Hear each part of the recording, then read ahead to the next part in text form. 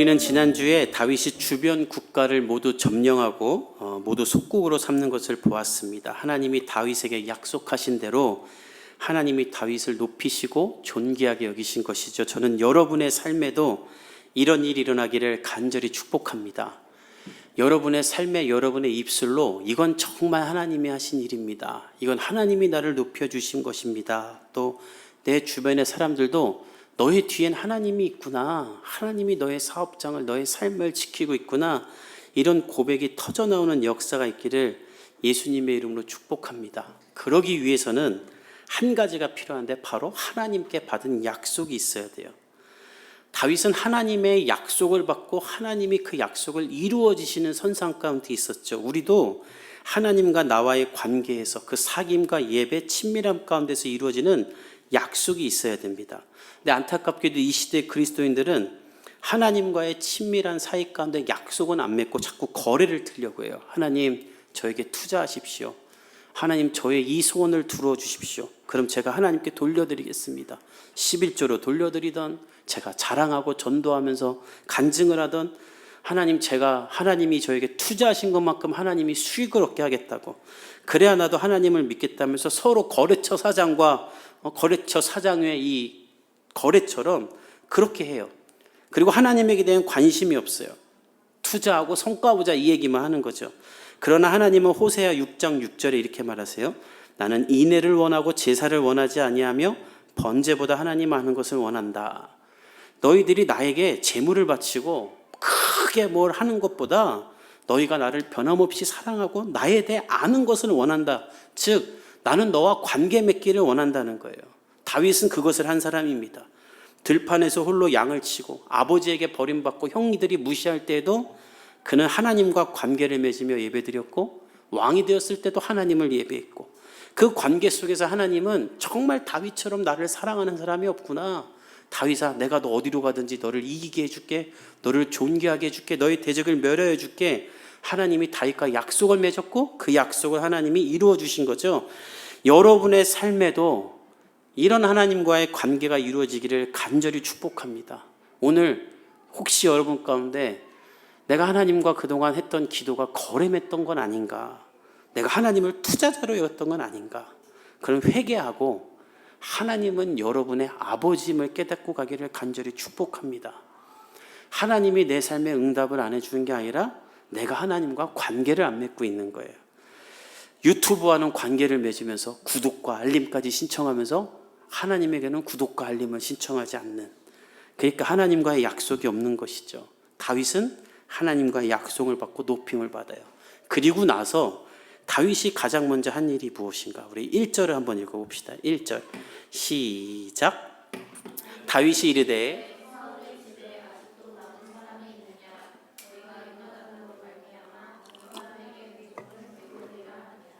다윗은 왕이 되어 모든 것을 평정합니다. 그리고 모든 사람 앞에서 높임을 받는 사람이 되죠. 그때에 다윗이 무엇을 하는가? 다윗은 별장을 짓고 내 주변에 더 많은 사람을 두고 이런 거 하는 거 아니라 사울의 후손을 찾아요. 나를 지독하게 괴롭히며 죽이려 했던 그 사울의 후손을 찾습니다.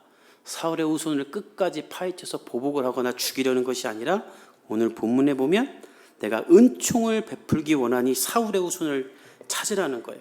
아마 다윗 주변 사람들 다 놀랐을 거예요. 22년이나 자기를 괴롭혔던 사람, 괴롭힌 정도가 아니라 모함하고 죽이려고 쫓아내려고 군대까지 끌고 왔던 그 사울의 후손들에게 은혜를 베푸겠다니 이해할 수 없는 말이죠.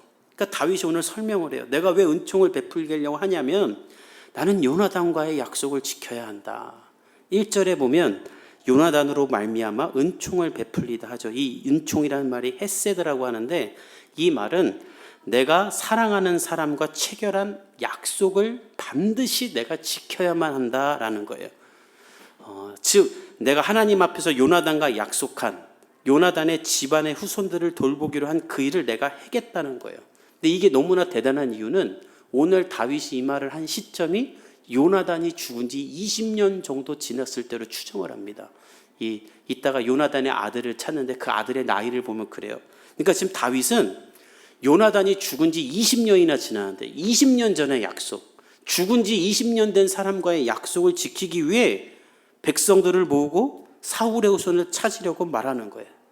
다윗을 비하하려는 신학자들은 이거 다윗이 정치적으로 자기의 위상을 높이기 위해, 호의를 베풀기 위해, 왜 우리도 정치인들 보면 자기 정치 세력을 위해 막 욕하던 사람하고도 화해하고 막 같이 뭐 이렇게 건배하고 막 이러잖아요. 그런 것처럼 자기가 얼마나 이 아량이 넓은 사람인지를 보여주기 위해 하는 것이다라고 말하지만 절대 그렇지 않아요.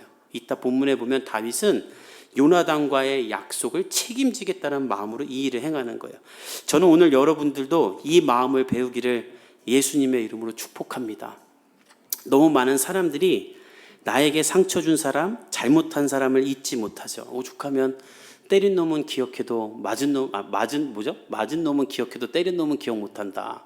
그래서 군대 제대한 사람들 보면 괴롭혔던 사람들은 자기가 누구 괴롭혔는지 몰라요. 근데 당한 사람은 기억하죠. 그런데 거꾸로 너무 많은 사람들이 나에게 잘해준 사람, 나에게 은혜를 베푼 사람은 또 금방 잊어버려요. 그걸 당연하게 여기고. 다윗이 된 이유는 나에게 상처와 아픔, 고생을 준 사울을 기억하며 살지 않고 나에게 도움을 주고 사랑과 믿음을 준 요나단의 은혜를 기억하며 살았기 때문에 다윗은 원망을 만드는 사람이 아니라 은총을 만드는 사람이 됩니다. 여러분, 원망 가운데 빠져서 원망을 묵상하고 또 다른 원망을 만들어내는 사람이 이 시대에 너무나 많죠. 저는 여러분이 그렇게 되지 않길 바랍니다. 왜냐하면 이 시대가 이 패러다임에 갇혀 있어요. 우리나라의 뉴스를 보세요. 온통 원망과 원망의 소식, 원망이 너무나 가득 차서 그 원망을 어디다 풀지 몰라서 불특정 다수에게 원망을 해야 하는, 그래서 또 다른 원통한 사람을 만드는 게 지금 우리나라의 일이죠. 왜 이런 일이 일어나는가? 원망만 묵상하며 사는 거예요. 저는 여러분이 원망을 묵상하며 기억하지 않길 바랍니다. 그럼 여러분 인생이 퇴보합니다. 누구나 인생에는 원망하고 싶은 대상이 있죠. 근데 안타까운 건 시간이 지날수록 그 나에게 원망스러운 사람이 좀 잊혀져야 되는데 더 뚜렷해지고 더 이게 분명해져요. 왜냐하면 시간이 지나고 내가 성장할수록 그때 나에게 그 일을 한 사람이 얼마나 나쁜 사람인지를 더 깊이 깨닫게 되기에 나한테 잘못한 사람이 더 크게 느껴져요. 그래서 우리는 은혜보다는 원망을 품고 원망을 소유하며 살게 됩니다. 근데 그것은 나를 망가뜨리는 거예요. 정작 내가 원망하는 그 대상은 몰라요. 내가 지금 그 사람을 원망하고 있는지 상처를 줬는지도 몰라요. 나만 과거에 매여 사는 거예요. 저도 그런 사람이 있습니다. 여럿 있어요. 많아요. 목회자 중에도 있어요. 하나님의 큰 일을 같이 해보자 해놓고 데려다가 저만 부려먹었던 사람도 있고, 또 고등학교 때는 음악 선생님인데 기타 이제 전공하려고 배우는데 제가 음악을 하면 하고 실력이 늘고 음악을 잘하는 사람을 만나면 만날수록 그 선생님은 정말 나쁜 선생님이었더라고요. 알려주는 기타리스트도 없고 악기에 대해 알려주지도 않고 좋은 음악을 소개해 준 적도 없고 심지어 레슨하면 넌 철학으로 누워 있었던 선생님. 너무나 원망스럽죠. 내가 그때 좋은 선생님 만났으면 얼마나 좋았을까. 그러나 제가 그 선생님으로 인해 원망에 빠져 있지 않을 수 있는 이유가 하나 있어요. 그것은 뭐냐면 그 원망스러운 선생님으로 말미암아 독일로 유학을 가서 너무나 나에게 많은 사랑을 주었던 독일 사람 선생님을 만났기 때문이에요. 독일인이고 훌륭한 뮤지션이고 대학교 교수였고 레슨생이 수십 명이었지만 그 선생님은 가장 말도 못하고 어리고 그리고 유일하게 동양에서 온 저를 너무나 사랑해주고 제 인생에도 관여해주고 저를 기뻐해 주었어요. 그리고 지금도 저희 아이들 사진을 보면서 기뻐해 줍니다. 독일 사람이에요. 저는 그분을 통해 깨달은 게 있어요. 하나님이 나로 하여금 원망 가운데 빠져 살지 않도록 똑같은 대상인데 은혜의 대상도 나에게 주셨구나. 저는 여러분이 원망의 대상, 원망의 기억에서 벗어나기 위해 원망보다 더 위대하고 여러분을 살찌게 하는 여러분에게 은혜를 준 사람을 기억하며 살기를 간절히 축복합니다. 이것은 원망을 외면하라는 것이 아니에요. 잠재워두라는 것이 아니라 원망보다 더 큰 은혜를 기억하라는 거예요. 아니 목사님 제 주변 저는 그런 사람도 없어요 라고 말하는 사람이 있다면 예수님을 생각하십시오. 하나님의 아들이며 온 인류를 창조한 위대하신 예수님이 여러분을 살리기 위해 십자가에 달려 죽으시는 은혜를 주셨어요. 원망과 원통함이 살 때마다 그 예수님을 생각하세요. 그러면 예수님의 이 큰 은혜로 말미암아 나의 상처가 사라지고 원망이 사라지고 예수님으로 말미암아 앞으로 나아갈 수가 있는 거예요. 오늘 다윗이 그렇게 하는 것입니다. 그는 사울을 보며 원망에 빠지지 않고 사울의 아들이었으면서도 나를 살려주었던 요나단을 보며 나를 원통하면서 건져사 왕으로 세우신 하나님 앞에서 나의 원수 사울의 후손에게도 은혜를 베푸는 겁니다. 여러분 가운데 이런 일이 일어나기를 간절히 축복합니다. 근데 억지로 하면 안 돼요. 야, 예수님이 원수도 사랑하라 했는데 내가 원수도 사랑해야지. 억지로 하는 게 아니라 해야지 하면서 아니라 하나님의 얼굴을 구하며 하나님, 내가 이 일을 행할 수 있도록 하나님의 은혜를 나로 덮어주십시오. 그래서 하나님의 은혜가 여러분의 삶 가운데 충만케 되면 그 은혜가 흘러가는 거예요. 다윗은 그게 20년 걸렸던 거예요. 저는 그렇게 생각해요. 그리고 20년 만에 그 일을 행하려고 하는 겁니다. 우리 2절에서 4절을 한번 같이 읽어봅시다. 시작. 사울의 집에는 종 한 사람이 있으니 그의 이름은 시바라. 그를 다윗의 앞으로 부르매 이르되 종이니이다 하니라. 왕이 이르되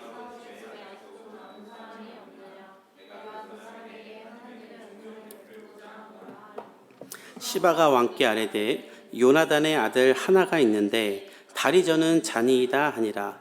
왕이 그에게 말하되 그가 어디 있느냐 하니 시바가 왕께 아뢰되 로드발 암미엘의 아들 마길의 집에 있나이다 하니라. 다윗은 사울의 집에서 종으로 일하던 시바라는 사람을 찾게 됩니다. 이름이 시바예요. 어경이 안 좋죠. 조금만 강세를 주면 욕이죠. 그렇게 외우세요. 아주 그런 놈이에요. 진짜 성경에 있는 인간 중에 정말 가장 간사하고 나쁜 놈 중에 하나가 이 시바예요. 왜 기억을 해야 되냐면 나중에 다윗에게도 진짜 나쁜 짓을 해요. 아주 간사한 사람입니다. 오늘 본문에도 보면 다윗이 불러서 네가 시바냐, 이걸 현대어로 성경을 읽으면 진짜 웃겨요. 다윗이 불러서 이럽니다. 네가 시바냐, 그러니까 시바가 내가 시바입니다 그러는데, 그냥 다윗이 너 시바냐 했더니 하는 말이 저는 당신의 종입니다 이래요. 그냥 네 아니오만 하면 되는데 저는 당신의 종입니다. 딸랑이의 느낌이 나지 않습니까?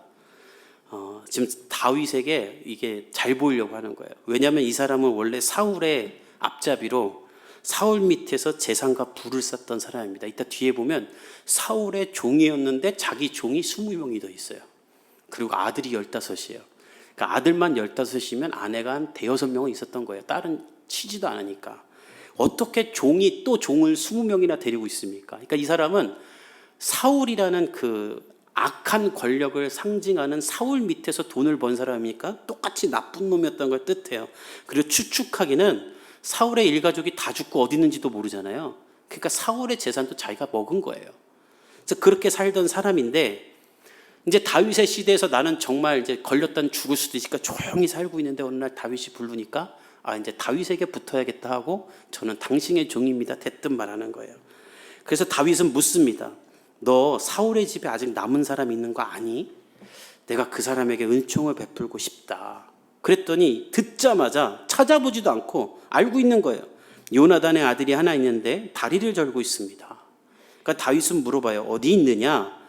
로드발 암미엘의 아들 마길의 집에 있습니다. 이 마길이 누군지는 잘 나오지 않아서 모르는데 추측하기는 이 사람이 나중에 다윗이 아들 압살롬에게 도망 다닐 때도 다윗을 도와주는 걸 보아 이 사람은 하나님의 말씀에 따라 가난하고 버려진 사람들을 잘 돕던 착한 사람 같아요. 이따 보겠지만 요나단의 아들로 나오는 무비보셋은 2다리를 저는 장애를 갖고 있었어요.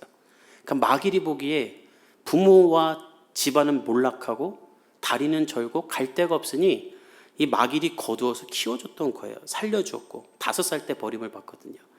그래서 다윗은 그것을 알고 마길의 집으로 사람을 보냅니다. 우리 5절에서 7절까지 한번 읽어봅시다. 시작. 다윗 왕이 사람을 보내어 사울의 손자 요나단의 아들 무비보셋이 다윗에게 나와 그 앞에 엎드려 절하매 다윗이 이르되 무비보셋이여 하니 그가 이르기를 보소서 당신의 종이니이다. 다윗이 그에게 이르되 무서워하지 말라. 내가 내 아버지 요나단으로 말미암아 내게 은총을 베풀리라. 내가 내 할아버지 사울의 모든 밭을 다 내게 도로 주겠고 또 너는 항상 내 상에서 떡을 먹을지니라 하니. 다윗은 사람을 보내서 요나단의 숨겨둔 아들 무비보셋을 데리고 옵니다. 그리고 보자마자 네가 무비보셋이냐 하고 말해요. 그러니까 이미 사람을 보내기 전에 이 아들의 이름과 요나단의 아들의 상황을 다 알았던 거죠. 그리고 이름을 불러준 거예요. 그 유대인의 문화에서 이름을 불러준다는 것은 내가 너에게 호의를 베풀 것이다. 그리고 너의 실체를 인정해 줄 것이다 라는 말입니다. 그러니까 무비보셋은 이것을 듣고 어쩔 줄 몰라 하면서 말해요. 저는 당신의 종입니다. 아까 시바와 똑같이 말하죠. 시바도 나는 당신의 종입니다. 무비보셋도 나도 당신의 종입니다. 근데 그 뜻과 의미와 진심이 달라요. 이따 보면 더 자세히 알 수 있는데, 시바는 이제 다윗 밑에서 거주하면서 다윗에게 이렇게 빌붙어 살려고 하는 말이지만, 이 무비보셋은 나는 패망한 왕조의 후예이며 하나님의 사람 다윗을 죽이려 했던 사울의 손자고 다리까지 저는 장애인 사람, 이 고대 근동에서 장애가 있으면 왕 앞에 나가질 못해요. 근데 그런 나를 불러서 내 이름을 불러주니까 나는 당신의 종입니다. 원문을 보면 난 당신의 노예가 될 수밖에 없는 사람입니다 라고 말하는 거예요. 근데 그러자 무비보셋을 향해 다윗이 말하는데, 무서워하지 말라. 그리고 그렇게 말하지 말라. 나는 너의 아버지 요나단으로 말미암아 은총을 베풀 것이다. 너의 할아버지 사울의 모든 밭을 다 너에게 줄 거고 너는 항상 내 상에서 떡을 먹을지니라. 왕 앞에서 왕과 함께 한 식탁에 오르겠다는 것은, 식탁은 국정을 논하는 자리거든요. 즉 너의 정치적 입지까지도 다 회복하고 이 나라의 국가적 정사를 함께 논하며 나의 아들처럼 왕자의 신분을 주겠다는 거예요. 하루아침에 남의 집에서 신세 주고 살고 다리 절고 있던 버림받은 사람이 왕자가 된 거예요. 그래서 무비보셋은 이게 너무 감당이 안 돼갖고 다윗에게 절을 하면서 다시 묻습니다. 우리 8절을 읽어봅시다. 시작. 그가 절하여 이르되 이 종이 무엇이기에. 무비보셋은 말해요. 이 도대체 이해가 안 되는 거예요. 그래가지고 왕이여 내가 무엇이길래 길바닥에 죽은 개의 사체와 같은 나를 돌아보십니까? 하나님이 버려버린 그런 가문의 사람, 그래서 다리 저는 나, 아무런 가치도 없이 20년을 숨어 살던 나를 갑자기 불러줘서 왕으로 만들어주니 이건 죽은 개 같은 나를 왜 이렇게 해주십니까? 라고 말을 해요. 다윗이 왜 그렇게 해주는지는 다윗이 설명을 안 해요. 그래서 알 수는 없어요. 그러나 우리가 충분히 알 수 있죠. 다윗에게 요나단은 잊을 수 없는 사람이에요. 아버지 사울이 나를 죽이려고 할 때, 그리고 그때 사울이 요나단에게 이렇게 말해요. 야, 너 다윗이 죽어야 네가 왕 돼. 다윗이 왕 되면 너 죽어. 네가 다윗을 죽여야 돼. 너 지금 뭐 하는 거야? 다윗은 네 친구 아니야? 죽여야 돼. 사울의 말이 사실 맞아요. 그런데도 요나단은 다윗은 하나님이 세운 왕이고 다윗은 하나님의 붙들린 사람이고 나를 대신해 왕이 될 사람이다. 그리고 자기보다 한참 어린 동생이에요. 그런데 그 다윗에게 네가 왕이 될 거야. 내가 너 살려줄게. 내가 너 지켜줄게 라고 말했던 사람이에요. 다윗 입장에서는 잊을 수가 없는 사람이죠. 그래서 다윗은 그가 죽은 지 20년이나 됐으나 다윗 네가 왕이 되면 우리 가문을 멸하지 말고 돌보아 달라는 이 약속을 잊을 수가 없어서 무비보셋을 불러 그것을 다 돌려주는 거예요. 그리고 다윗이 얼마나 현명한지 시바에게 이렇게 말합니다. 우리 9절에서 10절까지 읽어봅시다. 시작. 왕이 사울의 시종 시바를 불러 그에게 이르되 사울과 그의 온 집에 속한 것은 너와 내 아들들과 내 종들은 그를 위하여 땅을 갈고 거두어 내 주인의 아들에게 양식을 대주며 먹게 하라. 그러나 내 주인의 아들 무비보셋은 항상 내 상에서 떡을 먹으리라 하니라. 시바는 아들이 15명이요 종이 20명이더라. 다윗은 시바를 불러 말합니다. 너 방금 내가 사울과 그의 모든 재산을 무비보셋이 준 거 알지? 넌 원래 사울의 소유였지. 그러니까 너는 이제부터 무비보셋 종이야. 너 알겠냐? 너 무비보셋 섬겨라. 그리고 너희 집에 넌 도대체 뭐라고 살았길래 아들이 15명이고 종이 20명이나 되냐? 그 전부 다 무비보셋을 위해 살아라. 그리고 무비보셋을 위해 땅을 갈고 거두고 그에게 바쳐라. 다윗은 다 알고 있던 거예요. 이 시바가 나쁜 놈인 걸. 여러분 보세요. 다윗이 시바를 불러서 사울의 후손 어디 있냐 물어보니까 묻자마자 그 행방을 다 알아요. 이름도 알고 어떤 상태고 어디에 살고 있는지. 그러니까 이 말은 자기의 주인이었던 사울의 후손이 그렇게 가난하게 힘들게 사는데도 도와주지도 않고 외면하고 그 재산 취해서 살고 있었던 거예요. 다윗은 이것을 다 알고 있기 때문에 시바가 빼앗은 모든 것들을 무비보셋에게 돌려주는 겁니다. 시바는 이제 그대로 순종해요. 안 그러면 죽는데. 우리 11절에서 13절 읽어봅시다. 시작. 시바가 왕께 아뢰되 내 주 왕께서 모든 일을 종에게 명령하신 대로 종이 준행하겠나이다 하니라. 무비보셋은 왕자 중 하나처럼 무비보셋에게 어린 아들 하나가 있으니 이름은 미가더라. 시바의 집에 사는 자마다 무비보셋이 항상 왕의 상에서 먹음으로 예루살렘의 산이라. 그는 두 발을 다 절더라. 시바는 다윗의 말에 순종하기로 하고 다윗의 종이 됩니다. 그리고 무비보셋은 왕자와 같이 상에서 같이 식사를 하죠. 오늘 본문에 보면 미가라는 어린 아들이 무비보셋에게 있었다라고 해요. 그래서 아마 이때가 20년쯤 지났을 거다라고 합니다. 무비보셋이 성인이 됐으니까. 근데 이 미가에게도 임하는 하나님의 축복이 있는데 역대상 8장과 9절에 보면 이 미가의 가문이 매우 왕성하게 번성을 해요. 그러니까 여기서 우리가 알 수 있는 게 뭐냐면 우리가 요나단을 배울 때 있었던 오해가 있는데 요나단은 누구보다 하나님을 잘 섬기던 사람이죠. 다윗과 같은 사람이에요. 근데 아버지 사울 때문에 비참하게 죽어요. 그래서 우리가 여기서 오해할 수가 있어요. 아니 부모의 죄 때문에 요나단이 이렇게 비참하게 죽는가? 이게 무슨 하나님이 신실한 하나님에 이렇게 오해할 수가 있는데 끝까지 봐야 돼요. 하나님은 요나단의 신실함을 기억하시고 20년 동안 남의 집에 빌붙어 살고 다리까지 절던 무비보셋을 한순간에 왕자로 복권시킨 다음에 그 무비보셋의 아들 미가에게 복을 주시는데 왕성하게 복을 주십니다. 여기서 우리가 하나님 앞에 신실하게 살아야 될 이유가 있는 거예요. 여러분 어떤 운명론에도 빠지지 마십시오. 그리고 여러분의 집안에 어떤 어려움이 있더라도 그걸로 끝날 거라고 생각하지 말고 하나님만 바라보고 하나님 앞에 신실하게 살면 하나님이 여러분을 회복하실 줄 믿습니다. 오늘 13절에 보면 다시 한번 무비보셋이 항상 왕의 상에서 먹으면서 예루살렘에 있다라고 하면서 두 발을 절었다라고 한번 왜 또 말하는가?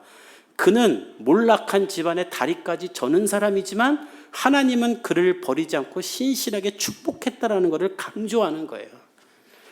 오늘 이 본문을 통해 우리가 무엇을 깨달아야 되는가? 여러분의 삶 가운데 원망을 기억하지 말고 은혜를 기억하며 살기를 축복합니다. 그리고 앞으로 내 삶에 임할 하나님의 은혜를 바라보며 사세요. 원망의 생각, 과거에 사로잡혀서 내가 그때 이랬으면 어떻게 됐을까? 그때 그 사람이 나한테 이렇게 안 했으면 어떻게 됐을까? 이런 거에 눌려있지 마세요. 지나간 거예요. 그거 말고 여러분을 구원하신 예수 그리스도의 은혜, 끊이지 않는 그 하나님의 사랑이 있음을 깨닫고 그 은혜를 바라보고 하나님께 소망을 두며 미래를 꿈꿀 수 있기를 예수님의 이름으로 축복합니다. 원망하면 끊임없이 나를 낮추게 돼 있어요. 그러나 은혜를 생각하면 끊임없이 나를 높이게 돼 있습니다. 내가 뭐길래 하나님이 나를 위해 예수 그리스도를 죽으셨을까? 내가 뭐길래 하나님은 나를 이렇게 사랑할까? 내 존재가 올라가는 거예요. 또한 오늘 본문을 보세요. 요나단, 그도 다윗만큼 비참한 삶을 살았습니다. 아빠가 미친놈이에요. 그리고 아빠가 잘못을 해요. 나는 다윗 편이에요. 왜냐하면 다윗이 하나님께 맞으니까. 그 가운데서 얼마나 괴롭겠습니까? 정말 우리 아버지만 아니면 어떻게 하고 싶은 건데. 이러지도 못하고 살다가 죽었어요. 그러나 하나님은 요나단을 그렇게 두지 않고 그의 아들과 손자를 회복하며 높이십니다. 여러분, 이 신실하신 하나님을 바라보며 여러분의 삶의 은혜를 붙잡고 살기를 예수님의 이름으로 축복합니다. 또한 추석이에요. 여러분의 삶에 감사한 사람들을 생각하며 이번 주에 꼭 연락하길 바랍니다. 여러분, 예수 믿는 사람이 제가 이 단어를 안 쓰고 싶은데 정말 이 단어밖에 딱 맞는 게 없어요. 예수 믿는 사람이 정말 싸가지가 없으면 안 돼요. 여러분에게 고마웠던 사람, 나에게 은혜를 베푸었던 사람 오늘 생각해보고 이번 한 주간 다 연락하세요. 추석이라 연락드렸어요. 쑥스러워서 긴 말 안 해도 그 사람이 다 알아요. 그리고 고마워요. 그리고 여러분 주변에 감사할 것들을 찾으십시오. 요즘 우리 사회에는 감사가 없죠. 뭐 내 돈 내고 내가 하는 건데 무슨 감사냐? 종업원 부려먹고 심지어 선생님도 부려먹는 이 시대. 여러분 이때에 은혜와 감사를 회복하십시오. 하나님이 여러분을 통해 기뻐하시고 하나님의 일을 이루실 줄 믿습니다. 우리 함께 찬양하며 기도하겠습니다.